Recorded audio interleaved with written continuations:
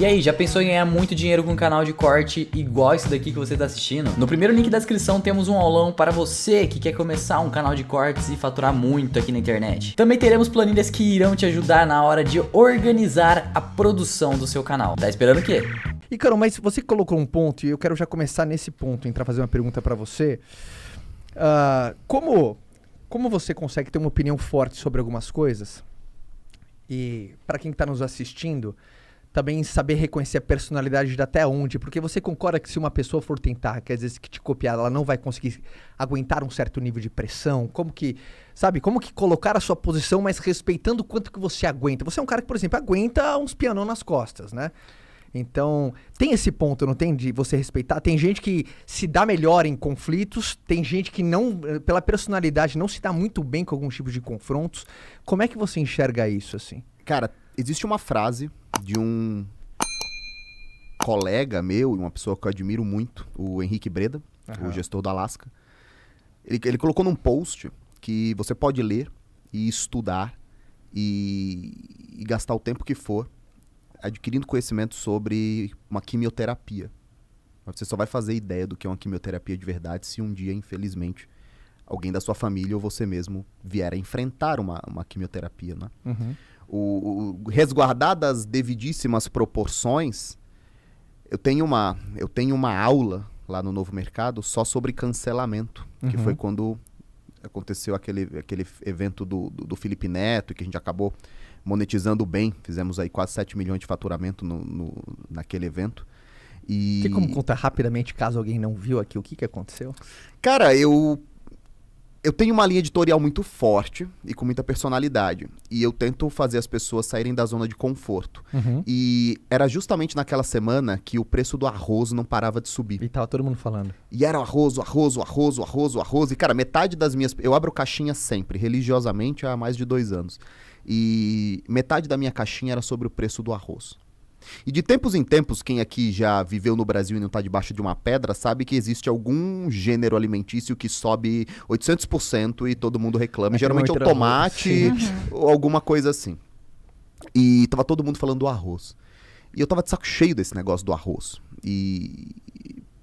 Porque no Instagram não é gente pobre de verdade. É um monte de gente de classe média que estudou em escola particular, filho de empresário, de médico, de contador, de dentista, de enfermeira, de funcionários públicos. É um cara que tem um smartphone e cara, acessa a internet. É um cara que, na boa, se você não tá fazendo 4 ou 5 contas, a culpa é tua, cara. Porque assim, você não precisou trabalhar com 6, 7 anos de idade pra poder estudar também.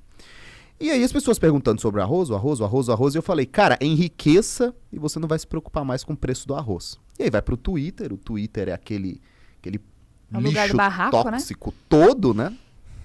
E aí alguém compartilhou. Isoladamente? Isoladamente. E o post foi caminhando pras bolinhas da esquerda. E aí o Luigi, que inclusive é um cara que acompanha o conteúdo, já troquei ideia com ele no direct, o Luigi foi lá e compartilhou. E aí o Felipe Neto compartilhou. E quando ele compartilhou, imediatamente comecei a ver que eu tinha, na época, 70, 80 mil visualizações nos stories, estava tipo 180. Eu falei, alguém compartilhou alguma coisa. Fui lá no Twitter, procurei meu nome, tava lá. E aí, imediatamente, a gente começou uma campanha. Na mesma hora, eu mandei uma mensagem no grupo, do pessoal que trabalhava no Novo Mercado, e falei assim, cara, o Felipe Neto me compartilhou.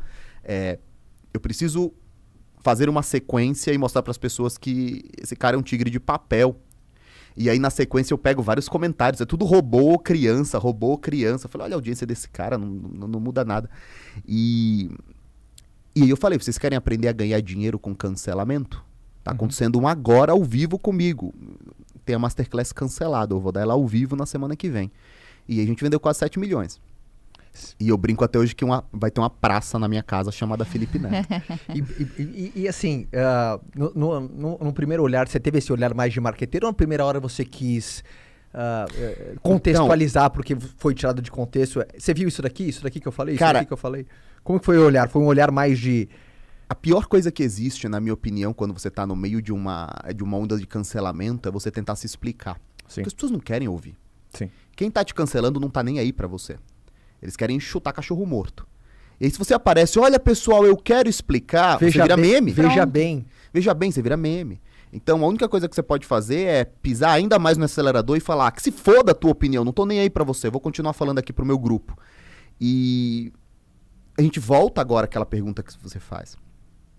Quando eu fiz a Masterclass do cancelado, e nós falamos para mais de 30 mil alunos, a primeira coisa que eu falei para eles foi: pessoal, não subestimem um cancelamento. E a gente volta para a frase do Breda, né? Você sabe que a quimioterapia passando por uma. Resguardadas as devidíssimas proporções, você pode ler ou ver o que o Ícaro, ou o Flávio, ou o Caio fizeram depois de um cancelamento. Mas a maioria das pessoas vai se sentir muito mal no meio de um cancelamento. Sim. Ela se sente exposta, ela se sente... O estômago revira. Eu tive algumas alunas que passaram por processos de cancelamento muito fortes e você passa mal fisicamente, cara. Você tem crise de ansiedade e depende muito do temperamento. Uhum. Então, existem pessoas que se importam mais com a opinião das outras pessoas do que outras pessoas. Tem gente que já passou por isso e vai calejando. Eu sempre tive uma personalidade que reage muito pouco aos estímulos externos, assim. Então, as pessoas não conseguem me motivar, porque eu reajo pouco aos estímulos externos. Mas elas também não conseguem me deprimir, porque eu reajo pouco aos estímulos externos. Eu ajo mais depois de uma reflexão interna. Puta, cara, eu preciso fazer isso, eu preciso fazer isso. Então, naturalmente, a minha personalidade fleumática, eu tenho uma inclinação a reagir com menos intensidade à crítica dos outros. Uhum. Isso é desde sempre. Quando eu quis sair da escola, quando eu não fiz nenhuma faculdade, quando eu disse que ia ficar rico e as pessoas riam de mim, não importava tanto assim. Agora, as pessoas que olham isso de fora e fazem, eu vou cavar um cancelamento. Vou cavar um cancelamento porque vai me dar algum dinheiro. De repente a pessoa, 10 minutos depois, ela fecha o perfil porque ela não aguenta. Cavou foi a cova, né? Ela não aguenta. E como é que você vai fazer dinheiro se você não consegue olhar pra tela? Você tá suando, você tá com o estômago embrulhado, a última coisa que você vai pensar é em dinheiro. Tudo que você quer é que o cancelamento acabe. E é engraçado porque a maioria dos cancelamentos eles acabam em 48 horas ou menos. Porque tem outro assunto. Outro assunto. Daqui a pouco alguém da TV faz uma bobagem, um artista é visto com outra mulher, e sei lá. Só que essas 48 horas, na vida de quem está sendo cancelado, é um período tão grande, de tanto sofrimento, e de repente, eu lembro que uma vez, eu conversei com a Betina, inclusive, ela sofreu um dos maiores cancelamentos do Brasil, né? Já teve aqui, por sinal. E ela falou assim, cara, as pessoas procuraram o imposto de renda do meu pai. As pessoas procuraram as informações pessoais do meu pai. Então, assim, é isso, são 48 horas infernais. Então, quem tá passando por sabe que vai passar, saiba que vai passar, mas saiba também que vai demorar. E a verdade é que o cancelamento não é só esse cancelamento de internet que a gente vê, né? Sim. O cancelamento acontece dentro da nossa casa, acontece com nossos amigos, acontece com a nossa família, a galera querendo cancelar a gente o tempo inteiro. Né? Foi até um pouco do que você falou hoje nos stories. O tempo inteiro alguém vai querer te desmotivar. A hora que você vê que o negócio tá pegando pra valer, né? Que você tá dando o seu melhor, vai chegar a hora que alguém vai falar assim, mas tá demais, né? Na minha linha editorial, eu tenho uma série de bordões. O que enriquece é o trabalho, minha pátria é minha família. E um deles o primeiro cancelamento acontece em casa. Em casa. O primeiro cancelamento que você tem quase sempre é em casa. Eu falo, quando você é uma mocinha, um rapaz meio gordinho, fora de forma, e você decide emagrecer, e eu falo geralmente a mocinha porque eu tenho outro bordão que é mulheres odeiam mulheres, né? As mulheres tendem a ser a maior parte das canceladoras. Você pega a Lara, a Betina, quase todas, a Gabriela Pugliese. Existem fã-clubes de pessoas que odeiam a Gabriela Pugliese, que perseguem ela. Todas mulheres. E é louco, assim, um homem falando pro outro homem, pra gente não faz sentido isso, né? É muito louco, cara. É muito louco. Eu olhando pra você, literalmente... porque eu concordo com você e eu sei, mas eu olhando pra você, a gente tá aqui. Isso não faz o menor sentido. Cara, é né, muito cara? maluco. Você pega meninas que acompanham todos os stories da Pugliese. E elas acompanham sentindo raiva. É muito louco isso. E todo mundo conhece uma mocinha, ou você mesmo, às vezes, que tá assistindo aqui o podcast, você decidiu que você quer cuidar um pouquinho melhor do seu corpo. Pela saúde. E esse papo de saúde eu acho uma bobagem também, porque é pela estética mesmo. Eu falo, todo mundo quer transar de pé e se ver pelado no espelho e gostar do que vê. É isso. 15 anos de casado, o cara tá dando a bistecada de pé, ele sabe que ganhou. É mais do que qualquer 7 em 7. Luz Esse é acesa. o cara que eu conheço. Esse é o Brasil de verdade. Pô, o cara é Iron Man, você acha? O cara pedala 70 Aqui é quilômetros. podcast, não é mais ou menos cast, é podcast. E ela decide que ela quer melhorar.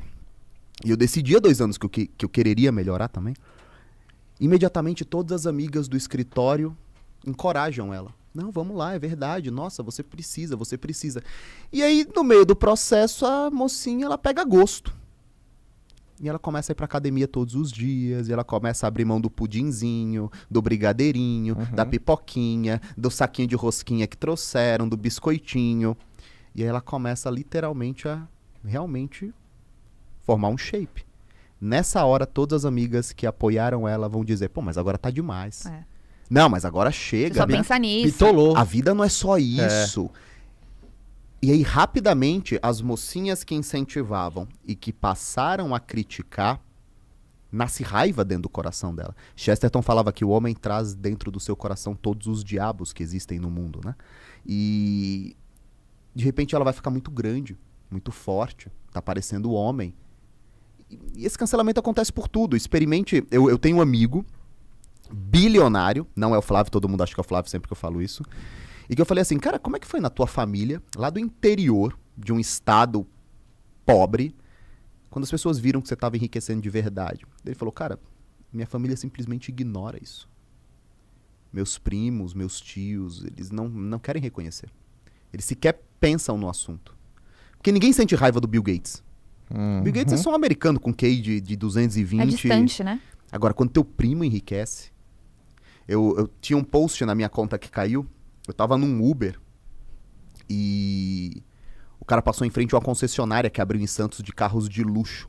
E ele falou, ó lá, o cara que abriu essa concessionária, ele estudava comigo. Deve ser um ladrão. É isso. Como é que eu tô dentro de um... Como é que eu estudei com esse cara? Em algumas matérias eu até tirei notas melhores que a dele.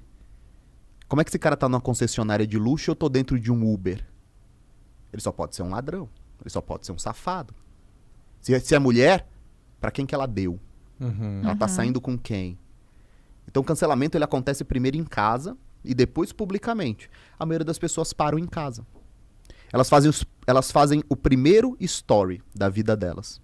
Nessa hora elas recebem 4 brincadeirinhas. E aí, tá virando um blogueiro? Vai vender o que no Hotmart? Ela desiste. Você sabe que você falou de mulher, é muito interessante. Tem um perfil no Instagram que eu acompanho de uma revista famosa e que vem colocando cases de sucesso de mulheres. E você olha os comentários, eu olho os comentários, é terrível. Quando é um homem que está sendo postado, ninguém fala muita coisa. Agora, quando aparece uma mulher que fez milhões, não importa se a matéria foi paga ou não, não importa. Sabe? A galera acaba com a pessoa. Acaba. Dá desespero. O Brasil inteiro ou ama ou odeia a Anitta. Você percebe um monte de mulheres odiando a Anitta. Não, porque ela ganhou dinheiro balançando a bunda, ela ganhou dinheiro fazendo não sei o quê, ela ganhou dinheiro... Você já parou 30 segundos pra olhar como é que ela ganhou dinheiro de fato? E aí o Nubank contratou, que absurdo, contratar a Anitta e não sei o quê. As pessoas só odeiam qualquer figura de sucesso. Quando essa figura de sucesso é feminina, o ódio é muito maior. Então, essa conversa toda bonitinha das feministas de sororidade, sororismo, irmãs, manas, não soltem a mão de ninguém... Cara, só camufla o fato de que a maioria das detratoras, a maioria dos detratores, quando afiguram a mulher, são outras mulheres. E aí o que elas fazem? Ah, mas elas foram criadas para serem assim, o patriarcado criou para ser assim. O ponto é, eu não faço a menor ideia, eu não sou sociólogo, eu sou marqueteiro. O que eu enxergo nos meus 40 mil alunos são as meninas que tentam dar certo são atacadas por outras meninas que não querem fazer nada para dar certo. E, inclusive eu falo, por isso que é muito mais difícil o Instagram pra mulher. O homem sempre vai ter bem menos hater do que a mulher. É muito mais difícil.